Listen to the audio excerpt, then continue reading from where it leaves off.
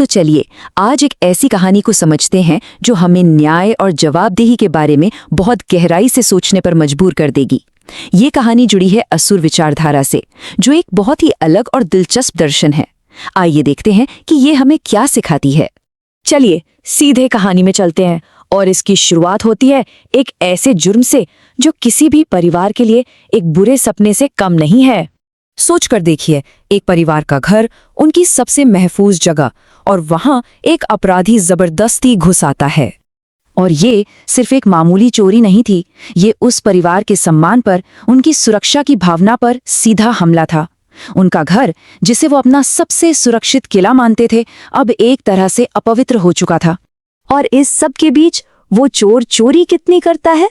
कोई छोटी मोटी रकम नहीं, पूरे 10 लाख रुपए लेकर फरार हो जाता है। चोर तो चला गया, लेकिन अपने पीछे क्या छोड़ गया? एक टूटा हुआ परिवार, जो अब सिर्फ डर, अपमान और एक गहरी चोट के साए में जी रहा है। उनके दिल से जो बद्दुआ निकलती है ना, बस वही उस घर में गूंजती रहती है। लेकिन अब कहानी में एक बड़ा ही अजीब मोड़ आता है। देखते हैं कि ये अपराधी उन लूटे हुए पैसों का करता क्या है। तो वो क्या करता है, 10 लाख में से ठीक 1 लाख रुपए निकालता है और उससे वो धार्मिक कामों में लगा देता है। सोचने वाली बात है ना? मतलब अपने पाप धोने के लिए वो हर वो काम करता है जो उसे लगता है सही है। पंडितों को बुलाकर पूजा करवाता है, पवित्र नदियों में जाकर डुबकी लगाता है, तीर्थ स्थलों की यात्रा करता है, और तो और साधु संतों को दान भी देता है। और इन सब के बाद दावा क्या किया जाता है? यही कि इन सब अनुष्ठानों से उसके सारे पाप धुल गए, बिल्कुल साफ, जैसे उसने कभी कुछ गलत किया ही ना हो। तो चलिए इसका पूरा हिसाब किताब देखते हैं। चोरी के 10 लाख रुपए, प्रायश्चित पर खर्च किया 1 लाख रुपए, तो उसके पास सीधा सीधा मुनाफा कितना बचा? पूरे 9 लाख रुपए। मतलब पाप भी धुल गए और जेब भी भर गई।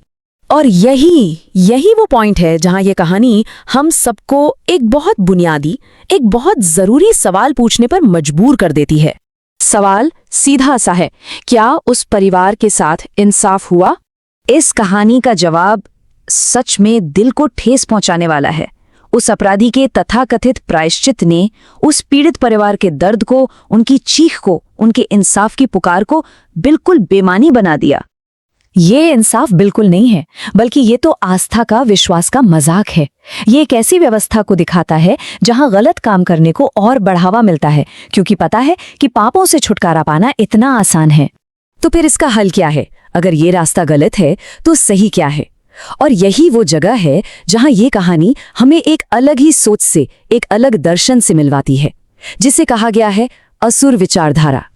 देखिए, असुर विचारधारा का जो सबसे बुनियादी तर्क है वो बहुत सीधा है। उनका कहना है कि पाप धोने की ये जो पूरी व्यवस्था है ना, यही असल में पाप करने को और बढ़ावा देती है।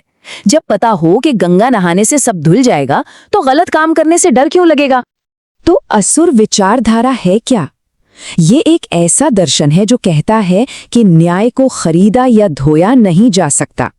इंसाफ वही मिलना चाहिए जहां अपराध हुआ था। इसमें जवाबदेही ही सबसे ऊपर है, सबसे जरूरी है। कोई अनुष्ठान, कोई पूजा पाठ इसकी जगह नहीं ले सकता। इस विचारधारा के कुछ सिद्धांत हैं जो बिल्कुल साफ हैं। पहला, कि कर्म का कर्ज चुकाना ही पड़ेगा। दूसरा, कोई भी पुजारी, कोई भी दान या कोई भी अनुष्ठान आपके किए का दंड मिटा नहीं सकता। इंसाफ खरीदने की चीज नहीं है, उसे भोगना पड़ता है। और सबसे जरूरी, अपनी जिम्मेदारी का सामना करना ही होगा, सीधे सीधे। तो अब हम एक ऐसे मोड़ पर आ खड़े हैं जहां न्याय के दो बिल्कुल अलग अलग रास्ते हैं। एक तरफ है प्रायश्चित का रास्ता और दूसरी तरफ है जवाबदेही का। मतलब हमारे सामने 2 विकल्प हैं। एक रास्ता है प्रायश्चित का, जो कहता है कि पाप को पूजा पाठ से धोया जा सकता है, जहां पीड़ित को इंसाफ मिले ना मिले इससे फर्क नहीं पड़ता। और दूसरा रास्ता है जवाबदेही का। ये कहता है कि जो किया है उसकी कीमत चुकानी ही पड़ेगी, जिम्मेदारी से भागा नहीं जा सकता। तो आखिर में ये कहानी हम सबके सामने चुनौती रखती है, एक सवाल छोड़ जाती है कि हमें किस सिद्धांत को मानना चाहिए।